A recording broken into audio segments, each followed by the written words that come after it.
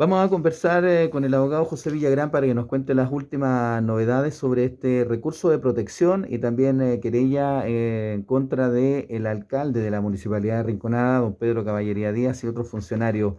¿Ha prosperado esto, abogado, entendiendo que son dos caminos paralelos, tanto la Corte de Apelaciones y la querella criminal? Sí, hola, buenas tardes. Mire, efectivamente, la Corte de Apelaciones de Valparaíso, con fecha 26 de noviembre del año 2020, resolvió el recurso de protección interpuesto por esta parte. Eh, y bueno, frente a la desinformación que ha existido respecto del contenido del mismo, yo creo que lo relevante es establecer cuál era el objetivo de la presentación que efectuamos. El objetivo básicamente era uh, terminar con procedimientos disciplinarios que se arrastran por más de un año, y con ello terminar con esta suspensión que afecta a mi representada Cristina González por un año. Esto es en sí mismo extraño, ¿no? Estas suspensiones tan largas son extrañas a los procedimientos disciplinarios. Y legítimamente estimamos que eso era ilegal. Y luego, lo que se le solicitó a la Corte era que el fiscal Juan Pablo, que era el fiscal del segundo sumario, se ciñera en su actuación a lo que dice la Constitución, que dentro de otras cosas obliga a los funcionarios del Estado a respetar los derechos fundamentales. ¿Esto por qué? Porque efectuamos la descripción de una serie de conductas que en nuestro caso, que en nuestra opinión, era constitutivo de tortura, y eso fue lo que se expuso a la Corte. Los recurridos, que son el alcalde y el señor Juan Pablo, contestaron esto. La Corte, como decía, el 26 resolvió. Y respecto de lo que nosotros solicitábamos, efectivamente el municipio dictó un decreto, el 1138, en el que lo que hace es acumular ambos sumarios que afectan a mi representada. Y en esta acumulación de sumario, entonces, salió el fiscal Aguayo, que era el fiscal anterior, y se genera una celeridad en el procedimiento, ¿ya? Porque el fiscal Aguayo, que era el fiscal antes del primer sumario, lo mantuvo vigente y mantuvo la suspensión sin hacer ninguna diligencia mayor, digamos. Le tomó declaración a mi representada y no hay otra diligencia que hayamos tomado conocimiento, y por tanto el procedimiento disciplinario languideció allí por meses. Con esta acción, el municipio lo que hace es acelerar y unir, ¿no es cierto?, los dos procedimientos disciplinarios en uno. Entonces, de acuerdo a nuestra pretensión, esa primera cuestión que solicitamos se cumplió. ¿Mm? Y lo que pasa es que este segundo aspecto que solicitábamos a la Corte era que el fiscal Juan Pablo tuviera un comportamiento acorde a la exigencia constitucional.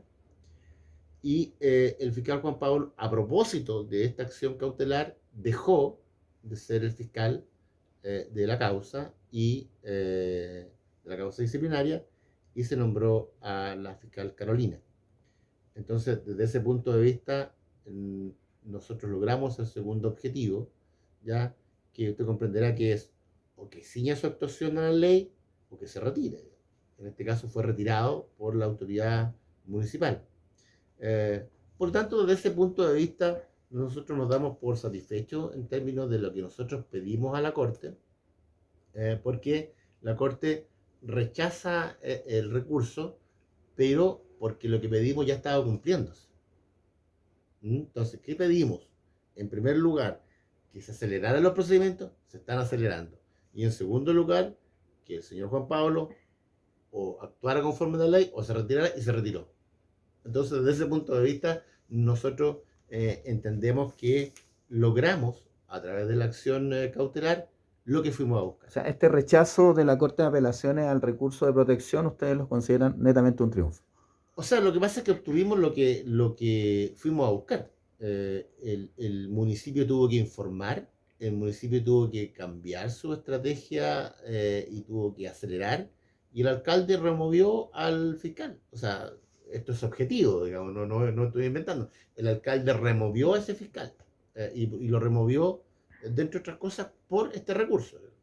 ¿No? Entonces, desde ese punto de vista, más que utilizar la jerga futbolera, digamos, de quién gana o quién pierde, nosotros le pedimos cosas concretas a la Corte y esas cosas concretas hoy día se están cumpliendo.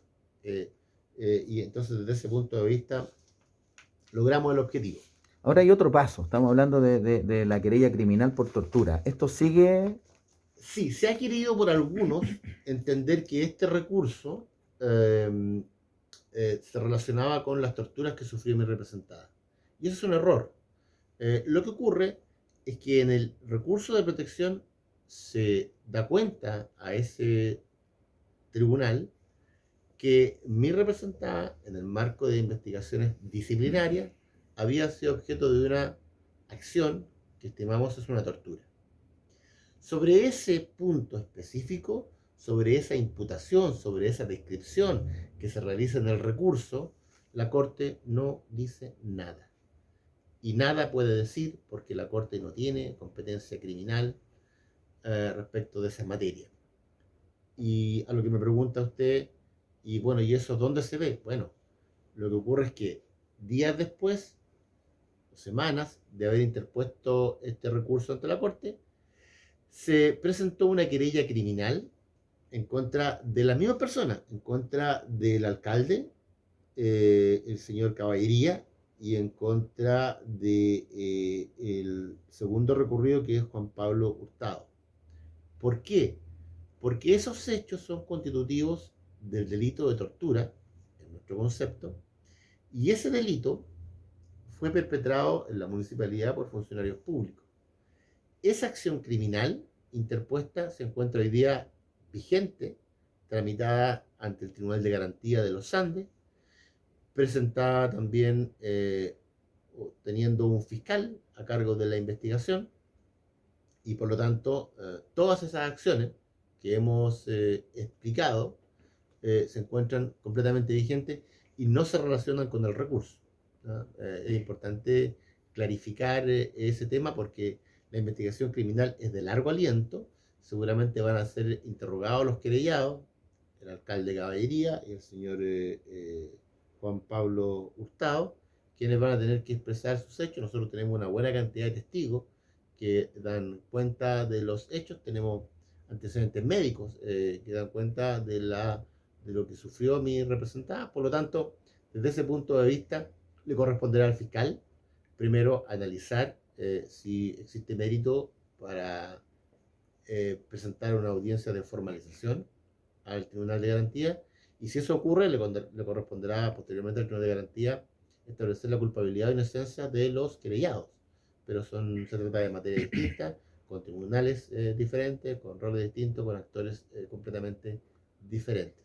Entender que la Corte desmintió la denuncia de haber sido torturada mi representada es lisa y llanamente falsear, ¿no es cierto?, la información de la Corte y claramente tratar de esta manera, ¿no es cierto?, entregar una información equivocada de la realidad.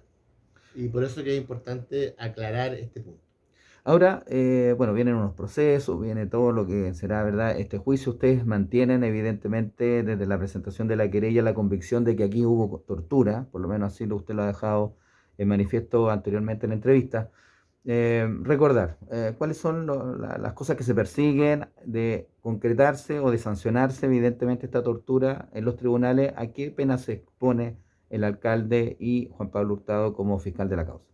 Sí, nosotros ahí hemos pedido en la querella la pena de 3 años y un día a 5 años. Esa es la sanción, pero es importante que aquí se sepa, digamos, que esto está en estudio por el Instituto de Derechos Humanos, quienes solicitaron los antecedentes, todos, a efectos de estudiar la, la presentación de la querella y ver la posibilidad de querellarse. ¿Y por qué le planteo que esto está, la pena que pedimos nosotros de 3 años y un día a 5 años para estos dos sujetos querellados? Pero puede ocurrir que esta institución especializada en estas materias tenga alguna visión distinta, digamos, y sancione o pida una sanción aún mayor. Entonces, desde ese punto de vista, estamos articulándonos con ellos para los efectos de que la persecución tenga mayor profundidad y fortaleza y acompañemos toda la prueba necesaria. Bueno, dentro de su experiencia, nuevamente reiterar, esto es totalmente atípico, por lo menos dentro de lo que ha sido la vuelta a democracia, que un funcionario municipal haga este tipo de denuncias. O sea, y hoy en día, evidentemente, como ha prosperado nuestra justicia, o esperamos que vaya prosperando, esto es intolerable. Bueno, la verdad es que este suceso no me había correspondido nunca en mis 20 años de abogado vivirlo, es una cuestión nueva. Quizá esto podría explicarse porque recién en el año 2016 se incorpora en la legislación penal chilena el delito de tortura. Y entonces esta conducta de privar a alguien de comer, de beber agua, de estar sometido a un continuo interrogatorio, probablemente genere la sensación de que esto había ocurrido o pudo haber ocurrido antes. Bueno, y aquí es importante, digamos, una precisión. El que haya ocurrido antes no quiere decir nada. No cambia el escenario. Lo importante aquí, lo relevante, es que hoy día eso es delito. Y entonces esa conducta debe ser sancionada y se encuentra descrita que aquel funcionario, que aquella persona que con el propósito de obtener una información sea sometida a algunos procedimientos que afecten su memoria, que afecten su capacidad de concentración, se va a entender que es tortura. Así lo dice el Código Penal. Y usted comprenderá que la experiencia común nos dice que estar privado del almuerzo en el marco de un interrogatorio es una cuestión que claramente dificulta la capacidad de la persona para defenderse. ¿Qué otro objetivo tenía? ¿Ah? Y esto es tan potente porque usted comprenderá que los juicios penales, donde se investigan muchas veces crímenes atroces, a nadie se le ocurre que el imputado no almuerce. A un juez no se le ocurre eso. Entonces, de eso estamos hablando, de ese nivel de afectación. Entonces, si tratándose de un crimen, de un delito grave, el procedimiento penal contempla esta posibilidad, uno no entiende por qué en el ámbito administrativo alguien es privado del almuerzo, alguien es privado de beber agua. Entonces, quizás hasta de ir al baño.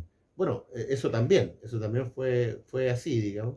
Entonces, desde ese punto de vista, nos parece relevante que esta materia la Fiscalía la pueda investigar, porque son delitos efectivamente nuevos y que probablemente esto se haya hecho antes. Bueno, es importante avisarle a todas las personas y sobre todo a quienes ejercen estos procedimientos disciplinarios, que ellos están sometidos a la Constitución y a la ley penal en cuanto a su gestión. Que esto no es la tierra de nadie, digamos, o que ser fiscal administrativo no significa tener prerrogativas más allá de la ley, todo lo contrario. Uno debe ceñirse más aún al texto legal.